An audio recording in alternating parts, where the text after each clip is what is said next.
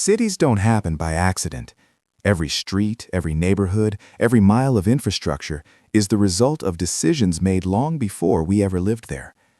In this channel, we don't chase headlines or quick opinions. We slow down. We look at history, design, and the systems beneath the surface. Because to understand cities, you first have to understand the choices that shaped them. At first glance, American cities look chaotic. Wide roads, endless parking, neighborhoods spread miles apart. But this wasn't an accident. Every lane, every intersection, every suburb tells a deliberate story, one shaped by power, economics, fear, and ambition. The city you live in wasn't designed for people. It was designed for movement. And once you understand why cities were built for cars, you'll never see an American street the same way again. Before the car, how cities were never meant to look like this. A world without cars. For most of human history, cities were built at walking speed, not metaphorically, literally. The distance between homes, markets, temples, workplaces, and government buildings was determined by how far a person could comfortably walk in a day. Streets were narrow because they didn't need to be wide. Buildings were close because proximity was survival. Cities grew upward before they grew outward. Rome, Paris, London, New York, Boston, Philadelphia. Their earliest forms followed the same invisible rule: human scale. A city was not a machine, it was a place. The geometry of human cities. If you examine pre-industrial cities, you notice something striking. They weren't efficient. They were dense, irregular, sometimes messy, but intensely social. Streets doubled as markets, plazas were economic engines, buildings served multiple functions. Transportation was slow, predictable, and shared. Urban life revolved around encounter, not speed. This mattered more than aesthetics. It shaped behavior. People saw each other. Shops depended on foot traffic. Wealth circulated locally. Neighborhoods formed identity. Cities were ecosystems. Transportation before the automobile. Before cars, cities were governed by three dominant modes of movement: walking, animal power, horses, carts, rail-based transit, trams, streetcars. Each imposed strict physical limits. Horses required rest, food, and sanitation. Streetcars followed fixed routes. Walking limited sprawl naturally. As a result, cities stayed compact. In 1900, nearly 90% of Americans lived within walking distance of their daily needs. Distance wasn't something you conquered. It was something you respected. The street as a social space. Streets were not conduits. They were destinations. Children played there. Merchants sold there. Politics happened there. The concept of traffic barely existed. Movement was negotiated socially, not enforced mechanically. This is why early streets look chaotic in photographs, but function smoothly in practice. Everyone belonged there. The first crack: industrial scale. The Industrial Revolution changed cities, but not immediately in favor of cars.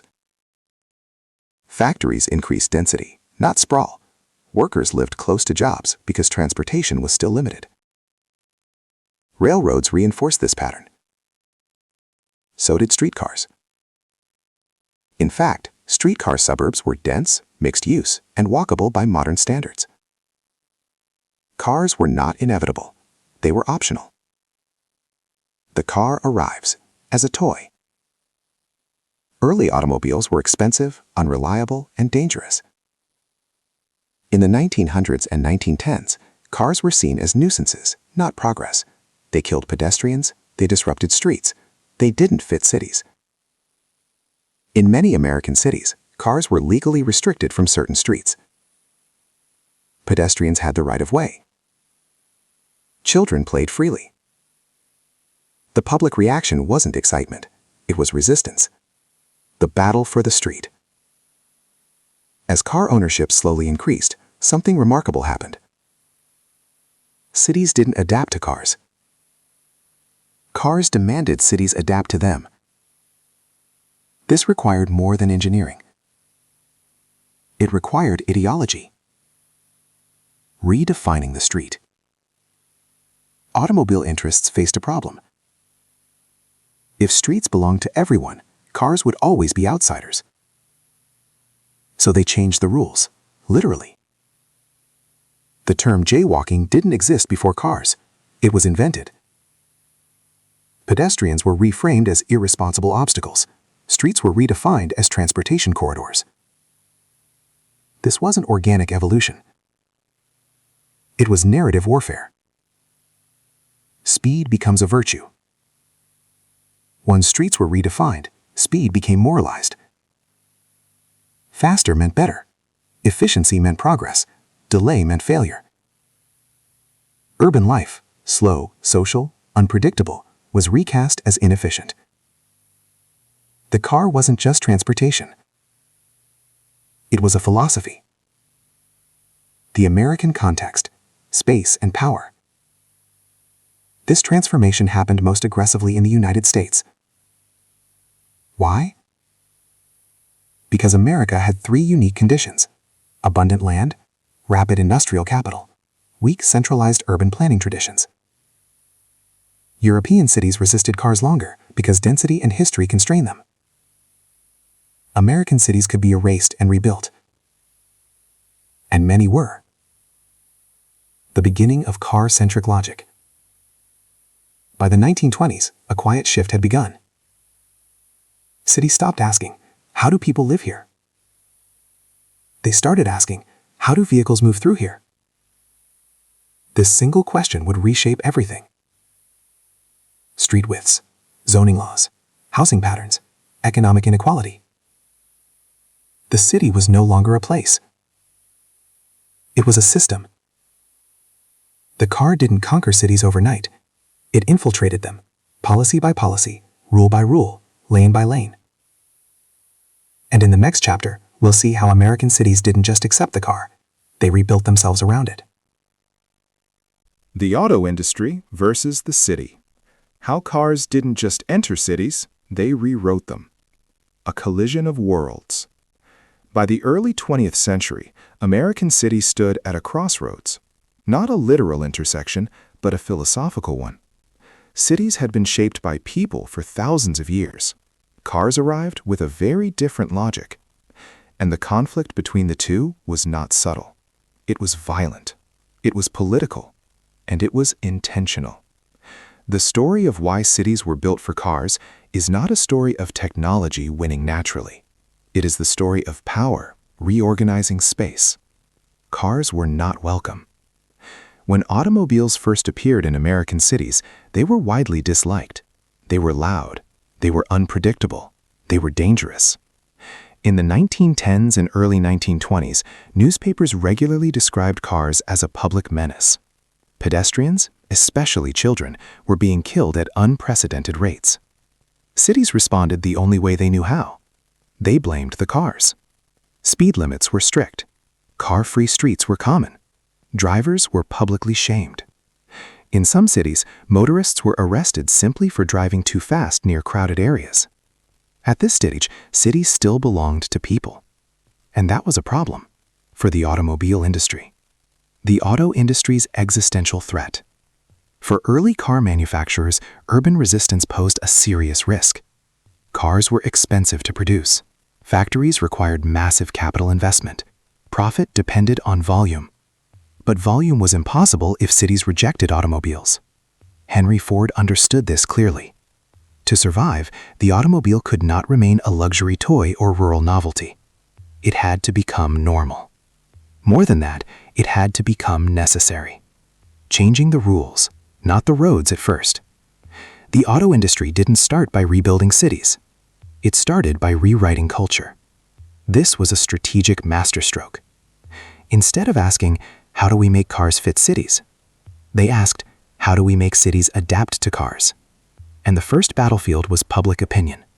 Inventing the problem of the pedestrian. Before cars, pedestrians were never considered in the way. They were the street. That had to change. Automobile clubs, manufacturers, and affiliated media launched coordinated campaigns to redefine responsibility. They popularized a new word: jaywalker. A jay was slang for a fool, someone ignorant of modern life. Crossing the street outside designated zones was reframed as reckless behavior. Not by drivers, by pedestrians. Newspaper cartoons mocked victims of car accidents. Posters blamed pedestrians for their own deaths. Schools taught children to fear streets, not vehicles. This was not safety education. It was cultural inversion. Streets become machines. Once pedestrians were reframed as hazards, streets could be redefined. They were no longer social spaces. They were traffic systems. This shift had profound consequences. Traffic engineers, a new professional class, replaced community-oriented planners. Their job was not to design livable streets. Their job was to maximize flow, speed, volume, throughput.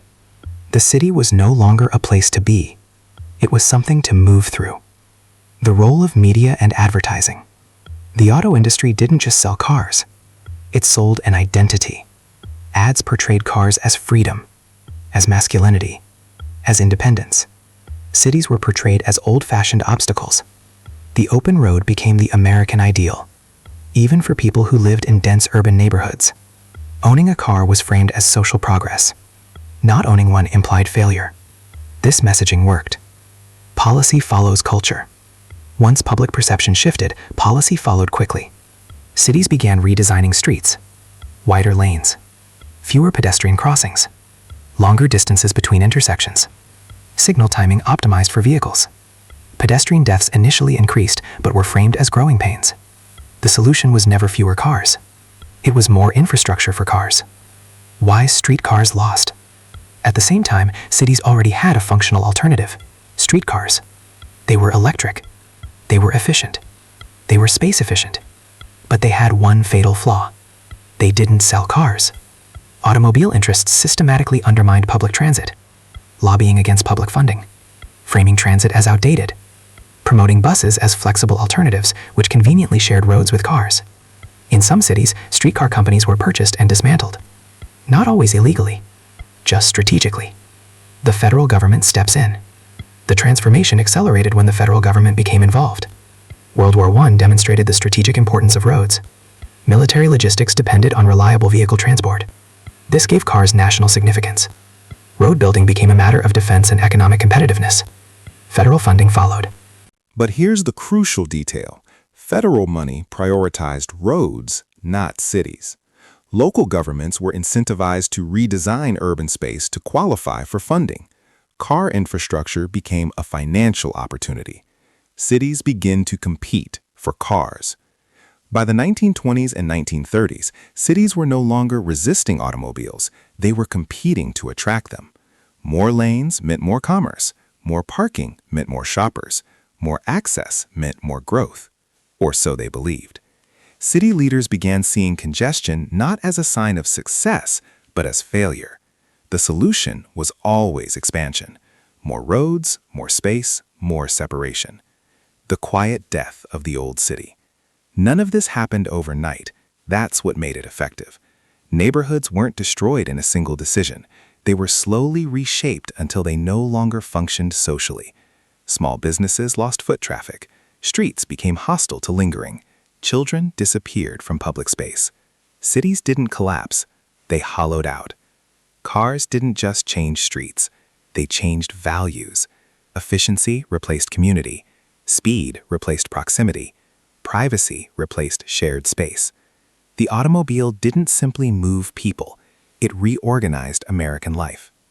By the mid-20th century, cities had accepted a new premise, that urban success depended on cars moving freely, and to achieve that freedom, something had to give. In the next chapter, we'll see what cities sacrificed and who paid the price when highways tore directly through the urban core. Highways as political weapons. How infrastructure became a tool of power, control, and erasure. The promise of connection. Highways were sold as a solution to congestion, a solution to economic stagnation, a solution to national security. They promised speed, efficiency, and unity, a modern network binding America together. But inside cities, highways did something very different. They divided, they displaced, they destroyed, and they did so with remarkable consistency. The federal turning point. Everything changed when highways became a federal priority. Before the 1950s, most roads were local or state projects. Cities controlled their own streets, imperfectly but independently. That autonomy ended with the Federal Aid Highway Act of 1956. This law authorized the construction of what would become the interstate highway system, over 40,000 miles of high-speed roads. Officially, the goal was national defense. Interstates were framed as evacuation routes, military corridors, and economic arteries. But the funding structure revealed the real incentive. The federal government covered 90% of construction costs. Cities only had to say yes. Why highways went through cities? From an engineering standpoint, routing highways around cities would have been easier. Land was cheaper, political resistance was weaker, construction was simpler. So why were highways driven directly through dense urban neighborhoods? The answer was not efficiency, it was power. Urban renewal, a convenient justification. In the mid-20th century, American cities labeled certain neighborhoods as blighted. The term was intentionally vague. Blight could mean older housing stock, mixed-use development, low property values, high population density. In practice, it often meant one thing: poor neighborhoods. Once labeled blighted, areas became eligible for clearance. Highways provided the perfect justification. They required large corridors of land, they were federally funded, and they promised modernization. Entire communities were erased under the language of progress. The politics of route selection. Highway routes were not neutral decisions. They were negotiated by planners, politicians, and developers. Wealthy neighborhoods had the resources to fight back. Poor neighborhoods did not. As a result, highways followed predictable patterns. Through working-class districts, through minority communities, through areas with limited political influence. This was not accidental. It was strategic. Race, class, and concrete. In city after city, highways became physical barriers. They separated white neighborhoods from black neighborhoods. They isolated downtowns from surrounding communities. They created zones of noise, pollution, and neglect. Once built, these divisions became permanent. Property values dropped near highways. Health outcomes worsened. Local economies collapsed. The highway didn't just pass through the neighborhood, it redefined it. Downtowns as through routes. Highways transformed downtowns from destinations into corridors. The goal was no longer to bring people into the city, it was to move them through it. Commuters from suburbs could now bypass neighborhoods entirely. They worked downtown, they shopped elsewhere, they lived far away. Cities lost residents, but not infrastructure costs. The logic of speed over place. Highway design prioritized uninterrupted movement. This required limited access points, long ramps, massive interchanges, wide rights of way. Everything around them became secondary. Local streets were cut off, pedestrian routes disappeared, neighborhoods were fragmented into isolated pockets. Urban life depends on continuity. Highways break continuity by design. The illusion of economic growth. Highways were justified as engines of growth. And initially they were. Construction created jobs. Land values increased near interchanges. Suburban development exploded. But the benefits were uneven. Cities absorbed the costs. Suburbs captured the gains. Tax bases moved outward. Public services remained behind. Cities compete and lose. Once one city built highways, others felt compelled to follow. Not building meant falling behind. This created a feedback loop. More highways encouraged sprawl. Sprawl increased car dependence. Car dependence demanded more highways. Cities lost the ability to opt out. The human cost. By the 1970s, the damage was visible. Downtowns hollowed out. Neighborhoods disappeared from maps. Entire generations were displaced. The promise of mobility came at the cost of stability. The highway was no longer infrastructure. It was a boundary. Resistance arrives. Too late. Community resistance did emerge. In cities like San Francisco, Boston, and New York, residents fought highway projects. Some succeeded.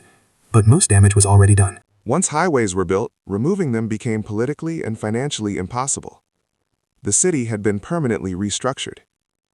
Highways locked cities into a new geometry. Distances grew. Car ownership became mandatory. Public space shrank. What began as transportation policy became a social system. And in the next chapter, we'll see how this system reshaped everyday life through zoning, suburbs, and the architecture of separation. Suburbs, zoning, and the American dream. how cars reshaped housing, class, and everyday life. Leaving the city behind. By the mid-20th century, the American city was no longer the center of aspiration. It was something to escape. Highways made distance irrelevant. Cars made separation possible. And policy made it profitable. What followed was not just suburban growth. It was the most influential housing transformation in American history. The suburb was not an accident. Suburbs existed before cars, but they were limited, compact, and rail-based. What emerged after World War II was something entirely different. Low density, single-use, car-dependent. This wasn't a spontaneous lifestyle choice. It was designed. Federal policy builds the suburb. The suburban boom was driven by federal action. 3 policies mattered most: the GI Bill, Federal Housing Administration FHA mortgages, highway funding. Together, they created a system that rewarded suburban development and penalized cities. FHA and the shape of housing. The FHA standardized housing finance, but it also standardized what kind of housing was acceptable. Its underwriting manuals favored single-family homes, low-density neighborhoods, new construction, separation from commercial activity. Dense, mixed-use urban neighborhoods were labeled risky. This wasn't about architecture. It was about control and predictability. Zoning, the quiet enforcer. Zoning laws made suburban form permanent. Cities and suburbs adopted Euclidean zoning, which strictly separated residential, commercial, industrial. This separation made daily life impossible without a car. Work was far away. Shopping was far away. Schools were far away. The car became mandatory, not optional. The myth of choice. Suburbanization is often described as consumer preference. But preferences were shaped by constraints. Urban neighborhoods were starved of investment. Suburbs were flooded with cheap credit. Public transit was neglected. Roads were expanded endlessly. People didn't choose the suburb over the city. They chose the only place policy made affordable. The architecture of separation. Suburban design followed a consistent pattern. Curvilinear streets, cul-de-sacs, large setbacks, single-family lots. These features weren't aesthetic. They discouraged through traffic. They enforced social homogeneity. They eliminated public life. The street was no longer a place. It was a driveway. Cars as household infrastructure. In the suburb, the car replaced the sidewalk. Every household required multiple vehicles. Transportation costs shifted from public systems to private debt. Time spent commuting increased. Household expenses increased. Dependence increased. Mobility became individualized. Isolation became normalized. The economic sorting effect. Suburbs didn't just separate land uses. They separated people. Homeownership requirements excluded renters. Single-family zoning excluded lower-income households. Distance excluded those without cars. This created invisible borders. Not enforced by law, but by design. Cities absorbed the cost. As middle-class families moved outward, cities lost tax base. But infrastructure remained. Older residents, lower-income populations, public housing. Cities had fewer resources and greater need. Suburbs thrived by externalizing costs. The feedback loop of decline. As cities struggled, their decline reinforced suburban flight. Perception mattered more than reality. Crime fears, school quality narratives, media framing. The car allowed avoidance. And avoidance became policy. The American dream rewritten. The American dream became spatial. Success meant distance from the city. A detached home, a private yard, a personal vehicle. Collective life was replaced by private space. Environmental and social consequences. Sprawl consumed land at unprecedented rates. Infrastructure costs ballooned. Environmental damage increased. Social isolation deepened. But the system persisted because it was profitable. By the late 20th century, the car was no longer a convenience. It was embedded into housing, finance, and identity. Cities were reshaped by absence. Suburbs were shaped by movement. And in the next chapter, we confront the hidden layer beneath it all. How race, redlining, and road placement locked inequality into concrete. Race, redlining, and road placement. How inequality was engineered into the map. The map that decided the future. In the mid-20th century, American cities were covered in maps. Not tourist maps, not transit maps, risk maps. They determined where investment would flow and where it would not. And once those lines were drawn, cities would never grow the same way again. Redlining, the architecture of exclusion. Redlining wasn't informal discrimination, it was official policy. Beginning in the 1930s, the federal government created residential security maps to guide mortgage lending. Neighborhoods were graded: green, A, best; blue, B, still desirable; yellow, C, declining; red, D, hazardous. The criteria were not subtle. The presence of black residents alone could trigger a red grade. Once redlined, neighborhoods were effectively cut off from credit. No mortgages, no investment, no maintenance. Decay was not accidental. It was engineered. Disinvestment creates blight. Redlining created a self-fulfilling prophecy. Without loans, homeowners couldn't repair properties. Without investment, businesses closed. Without tax revenue, services declined. Then planners pointed to the decline and called it blight. This label unlocked clearance powers. What followed was described as renewal. Highways follow the red lines. When interstate highways were planned, redlined neighborhoods were ideal targets. Land was cheap, political resistance was weak, displacement was easier.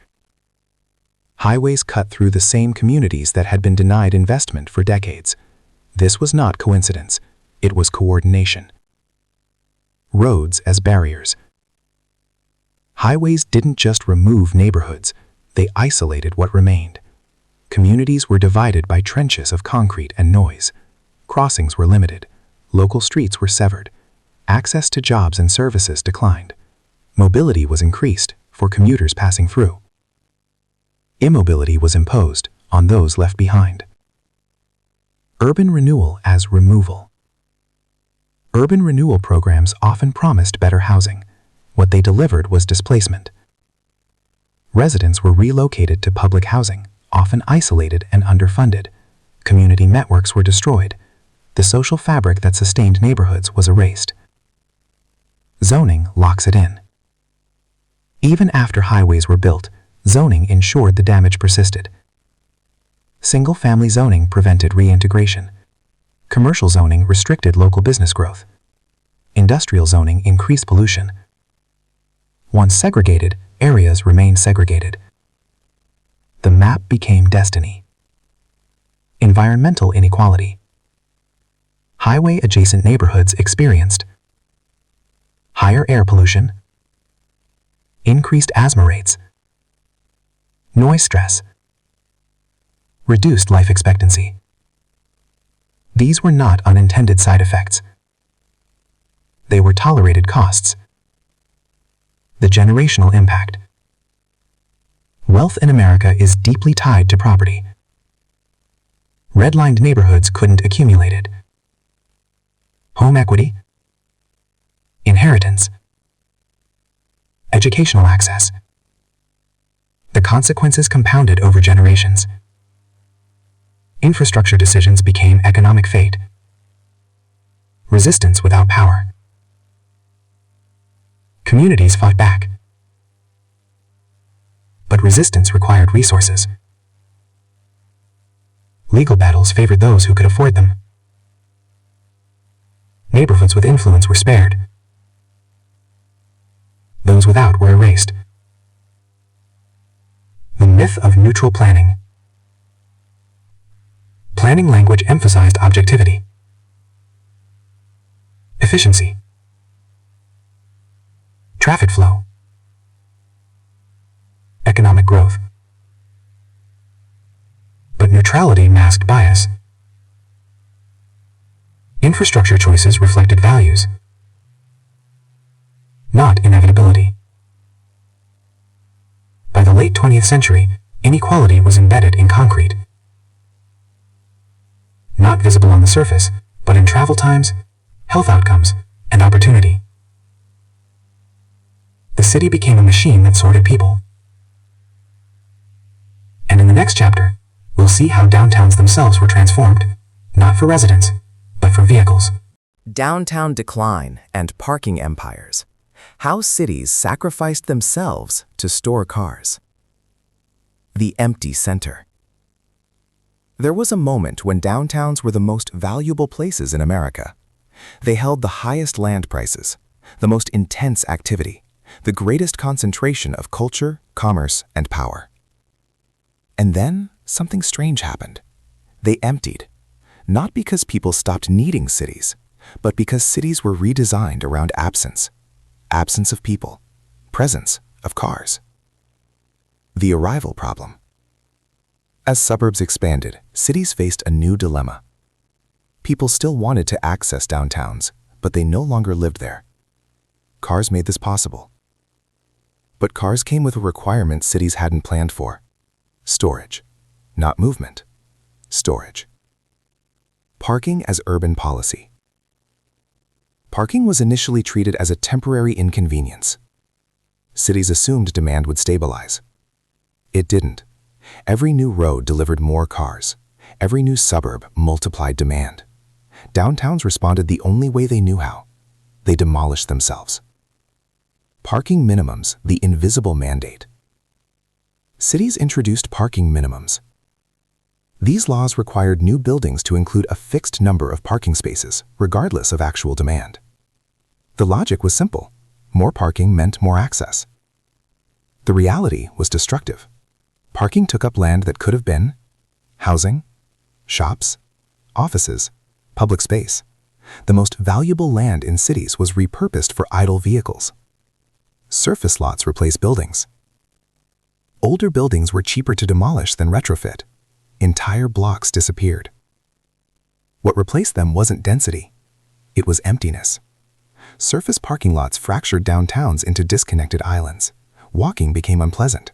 Street life disappeared. Economic activity thinned. Downtowns stopped functioning as neighborhoods. They became destinations, only accessible by car. The economic illusion. Parking was justified as economic necessity. Without parking, customers would go elsewhere. But abundant parking discouraged density, the very thing that sustains downtown economies. Cities traded long-term vitality for short-term access. Once density was gone, parking became mandatory. A trap closed. Parking structures and public subsidy. When surface lots ran out, cities built garages. These were expensive. Most parking structures do not pay for themselves. They require subsidies. Cities spent public money to store private property. Meanwhile, public transit declined. The priorities were clear. The death of mixed-use downtowns. Parking requirements made mixed-use development nearly impossible. Small buildings couldn't afford the space. Older structures couldn't comply. Developers built large single-purpose projects instead. Downtowns lost. Corner stores, apartments, nightlife, everyday services. They became business districts, active by day, empty by night. The feedback loop of decline. As downtowns emptied after work hours, perceptions shifted. They felt unsafe. They felt inconvenient. They felt obsolete. This perception justified more parking and wider roads, which worsened the problem. Urban land as storage. In some cities, parking occupies more land than housing. Not metaphorically, literally. The city became a system for storing cars between trips. Human activity was squeezed into what remained. The lost opportunity cost. Every parking lot represents a choice. A choice not to build housing. A choice not to support transit. A choice not to create public space. Cities paid the price, quietly, cumulatively. Downtowns become optional. By the late 20th century, downtowns were no longer essential. Suburban office parks emerged. Shopping malls replaced main streets. Entertainment decentralized. The city center lost its monopoly on activity. Parking helped kill what it was meant to save. Cities once grew inward. Now they sprawled outward. Downtowns survived, but as shells. And in the next chapter, we step back and examine the forces that made this transformation national policy: oil, defense, and the machinery of federal power. Oil, defense, and federal power. How car dependency became national policy. The city as a strategic asset. By the mid-20th century, American cities were no longer just places to live and work. They were assets. Assets in a global competition for power, resources, and influence. Transportation was no longer about convenience. It was about security. The military logic of the automobile. The modern American road network was justified using one dominant argument: national defense. After World War II, military planners had learned a clear lesson. Wars were won by logistics. Troops, equipment, fuel, and supplies needed to move quickly across vast distances. Rail was vulnerable. Ports were fixed targets. Cities were choke points. Highways solved all three problems. The interstate system as military infrastructure. The interstate highway system was not designed primarily for commuters. It was designed for war.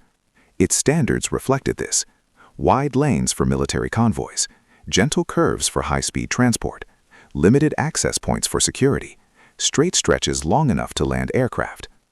Urban interstates were not mistakes. They were considered strategic necessities. Oil as a national interest. Cars and highways created a dependency on oil. This was not seen as a weakness. It was seen as leverage. The United States emerged from World War II as a global oil power. Domestic production was strong. Global reserves were accessible. The dollar was tied to energy trade. Car dependency locked oil into daily life. Every commute became economic demand. The feedback loop of energy and infrastructure. Once highways expanded, oil demand increased. Once oil demand increased, geopolitical interests followed. Foreign policy became tied to energy security. Energy security justified more roads. Infrastructure and empire reinforced each other. Cities were collateral. Defense spending shapes urban form. Defense funding didn't just build weapons, it built systems. Highways, logistics hubs, industrial corridors. Urban space was shaped by defense priorities, not civic ones. Federal funding rewarded compliance. Cities that aligned with national priorities thrived. Those that resisted were bypassed. Suburbs as strategic dispersion. Dense cities were seen as vulnerabilities. Cold War planners feared concentrated populations. Suburbs offered dispersion. If cities were targets, spreading people out reduced risk. This logic justified sprawl. Low-density development was framed as safer, not just socially, but militarily. The civilian-military blur. Civilian infrastructure and military infrastructure merged. Highways served commuters by day. They served convoys in theory. The distinction didn't matter. Funding flowed regardless. Transit as a security risk. Public transit did not align with this logic. It concentrated people. It relied on fixed routes. It required public investment. Transit was framed as inefficient. Roads were framed as flexible. This narrative sidelined rail, even where it made sense. Corporate alignment with federal power. Automobile manufacturers, oil companies, construction firms, and defense contractors shared interests. They benefited from road expansion, vehicle production, fuel consumption, suburban growth. Policy reflected alignment, not conspiracy. Systems don't need coordination to produce outcomes. They need incentives. Cities lose local control. Federal funding came with conditions, design standards, route approvals, performance metrics. Local priorities were overridden. Urban planning became a federal exercise. Cities adapted or lost funding. The lock-in effect. By the 1970s, reversing course was nearly impossible. Infrastructure had lifespans measured in decades. Car dependency became structural. Political leaders inherited systems they could not undo. The cost of national-scale thinking. What worked for national logistics didn't work for daily life. Cities absorbed noise, pollution, congestion, isolation. The human cost was treated as acceptable. National power took precedence over local well-being. By the end of the Cold War, the United States had built more than roads. It had built dependency on cars, on oil, on distance. Cities were no longer designed primarily for citizens. They were designed to support systems larger than themselves. And in the next chapter, we'll see what happened elsewhere, why other countries faced the same pressures, yet chose different paths. What Europe did differently. Why car-centric cities were a choice, not destiny. Two futures, one technology. After World War II, cities across the world faced the same conditions. widespread car ownership, damaged infrastructure, economic expansion, population growth. The technology was identical. The outcomes were not. While American cities rebuilt around cars, many European cities chose a different balance. Not because they rejected cars, but because they refused to let cars define everything else. Destruction as opportunity. European cities were devastated by war. Entire districts were destroyed. This created a rare opportunity. They could rebuild from scratch. American planners often cite this as a reason Europe got lucky. But luck alone does not explain the difference. Policy does. Streets were still public space. In Europe, streets retained their social identity. Even as cars increased, streets were not fully surrendered. Pedestrians remained legitimate users. Cyclists were accommodated early. Transit retained priority. Cars were integrated, not elevated. Density was not abandoned. European cities protected density. Even suburban growth remained compact. Mixed-use development persisted. Shops remained within walking distance. Housing stayed close to transit. This reduced the need for constant driving. The car became optional. Transit was treated as infrastructure. Public transit was seen as essential, not residual. Rail systems were modernized, not dismantled. Buses were integrated with land use. Stations anchored development. Transit wasn't a fallback. It was the backbone. National planning versus local fragmentation. European countries practiced coordinated national planning. Transportation, housing, and land use were linked. In the United States, these decisions were fragmented. Thousands of municipalities made isolated choices, often competing rather than cooperating. The result was sprawl. Parking was controlled. European cities restricted parking early. Parking was priced. Supply was limited. Street space was protected. This constrained car use without banning it. Driving became a trade-off, not an entitlement. The oil context was different. Europe lacked domestic oil abundance. Energy security encouraged efficiency. Smaller cars. Shorter trips. Better transit. Infrastructure reflected scarcity, not surplus. The cultural feedback loop. Urban forms shaped behavior. Behavior reinforced policy. Because alternatives existed, citizens expected them. Because expectations existed, politicians delivered. This feedback loop stabilized human-scale cities. The American contrast. The U.S. prioritized speed, space, and individual mobility.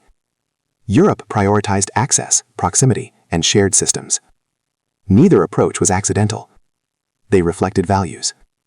Not perfection, trade-offs. European cities still face congestion. Cars are still present. But the damage was constrained. The city remained a place, not just a system. The myth of impossibility. American cities often argue, it's too late. We're too spread out. It wouldn't work here. Europe proves otherwise. Different choices produced different cities. The car did not force one outcome. Policy did. Lessons that were ignored. American planners studied European cities. They knew alternatives existed. But those alternatives conflicted with entrenched interests. Highways, oil, and land speculation had momentum. The system protected itself. Cities were never doomed to be car-dependent. They were directed there. And in the next chapter, we confront the full cost of that direction, not just financially, but socially, environmentally, and psychologically. The cost of car dependency. What cities quietly pay every day. The invisible bill. Car dependency rarely announces itself as a problem. It doesn't arrive as a single crisis. It doesn't collapse cities overnight. Instead, it accumulates, minute by minute, mile by mile, budget by budget. The true cost of building cities for cars is not paid at the gas pump. It's paid everywhere else. Time as infrastructure loss. The most immediate cost is time. American commuters spend hundreds of hours per year driving, time that could be spent with family, in community, at rest. This time is not accidental. It is structurally required. When distance is built into daily life, time becomes the tax. Financial burden on households. Cars are expensive, not just to buy, but to maintain. Payments, insurance, fuel, repairs, depreciation. For many households, transportation rivals housing as the largest expense. This burden is regressive. Lower-income households spend a higher percentage of income just to access daily life. Infrastructure that never pays back. Roads do not generate revenue. They generate obligations. Maintenance costs compound over time. Bridges age. Pavement deteriorates. Interchanges require rebuilding. Sprawl increases linear infrastructure, the most expensive kind. Cities inherit liabilities they cannot afford. The illusion of free roads. Roads appear free because they are subsidized. Fuel taxes rarely cover costs. Parking is underpriced or free. Land use is distorted. The true cost is socialized. The benefit is private. Health as an urban outcome. Car-dependent cities shape bodies. Sedentary lifestyles increase chronic disease. Air pollution worsens respiratory health. Traffic stress impacts mental health. These outcomes are not personal failures. They are environmental consequences. Safety trade-offs. Cars are among the leading causes of accidental death. Streets designed for speed increase severity. Children lose independence. Elderly residents become isolated. Public space becomes hostile. Safety is traded for throughput. Environmental externalities. Car dependency amplifies emissions, but the impact goes beyond climate. Impervious surfaces increase flooding. Heat islands intensify. Habitat is fragmented. Cities become less resilient, even to routine weather. Social isolation by design. Car-centric environments reduce casual interaction. No sidewalks, no plazas, no shared space. Community becomes scheduled. Spontaneity disappears. This isolation is subtle, but profound. Economic fragility. Car-dependent systems are brittle. Fuel price spikes ripple instantly. Supply disruptions paralyze movement. Households have no alternatives. Resilience requires choice. Car dependence removes it. Inequality of access. Those who cannot drive are marginalized. The young, the elderly, the disabled, the poor. Access to opportunity becomes conditional. Mobility becomes privilege. Cities as maintenance machines. More roads require more funding. Less density means less revenue per mile. Cities enter a maintenance spiral. Deferred repairs accumulate. Services decline. Trust erodes. The system cannibalizes itself. The cost we don't measure. GDP does not capture lost community. Budgets do not capture lost time. Traffic models do not capture lost dignity. The greatest costs are invisible, but they are real. Car dependency delivered mobility, but it demanded sacrifice. Space, health, time, equity. Cities carry the burden quietly until they cannot. And in the final chapter, we ask the question that now defines the future. Can cities be rebuilt for humans? Can cities be rebuilt for humans? Reform, resistance, and the future of urban life. The city at a second crossroads. American cities are once again at a turning point. Not because cars disappeared, not because technology failed, but because the costs are no longer abstract. Congestion is constant. Housing is scarce. Infrastructure is aging. Public trust is thinning. The question is no longer whether car-centric cities have problems. The question is whether they can change without collapsing the systems built around them. The myth of total reversal. Cities will not get rid of cars. That framing is a distraction. Cars are embedded into daily life, regional economies, and geography. Rebuilding cities for humans does not mean eliminating cars. It means ending their dominance. There is a difference. What change actually looks like. Urban transformation does not happen through grand redesigns. It happens incrementally, lane by lane, block by block, policy by policy. Cities that succeed follow a pattern. They rebalance, not replace. The return of the street. The most visible shift is happening at street level. Cities are reclaiming space. Road diets, bus-only lanes, protected bike infrastructure, expanded sidewalks. These changes are modest in scale, but profound in impact. They signal a redefinition of priority. Streets become places again. Transit as a foundation, not an afterthought. Cities that reduce car dependency do one thing consistently. They invest in transit before restricting driving. Reliability matters more than speed. Coverage matters more than prestige. When alternatives work, behavior follows. Not because people are forced, but because convenience shifts. Zoning reform, the quiet revolution. One of the most powerful changes is also the least visible. Zoning reform, allowing duplexes, small apartment buildings, mixed-use development. This reduces distance. When daily needs are closer, driving becomes optional. This is not density for its own sake. It is proximity. Parking, the hidden lever. Parking policy is where cities regain control, removing minimums, pricing curb space, reusing lots. Parking reform doesn't punish drivers. It stops subsidizing storage. Space is freed, not taken. Resistance is inevitable. Every reform faces opposition. Change feels like loss, even when it improves outcomes. Traffic fears, business concerns, cultural attachment. Cities that succeed treat resistance as feedback, not obstruction. They pilot, they measure, they adjust. Equity as a design requirement. Rebuilding for humans fails if it benefits only the affluent. True reform improves access for those with the fewest options. Transit access, affordable housing near jobs, safe streets for all ages. Human-centered cities are not aesthetic projects, they are social ones. Climate is the deadline. Unlike previous eras, today's cities face a hard constraint: climate. Car dependency intensifies risk: heat, flooding, infrastructure stress. Cities that adapt are not just more livable, they are more survivable. The new urban logic. The emerging logic is simple: access over speed, proximity over expansion, choice over dependence. Cities don't need to be perfect, they need to be flexible. The future will be uneven. Not every city will change at the same pace.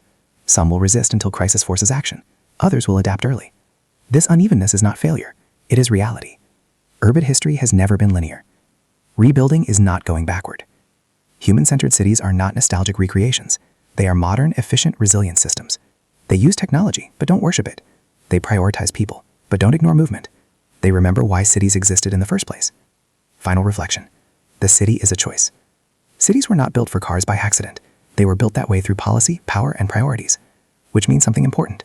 They can be rebuilt the same way, deliberately. The cities we live in feel permanent, but they're not. Every street, every parking lot, every zoning rule represents a choice made by someone at some moment in time. The question isn't whether cities can change. It's who they should be designed for next. If your city had to choose faster cars or better daily life, which would you pick, and why?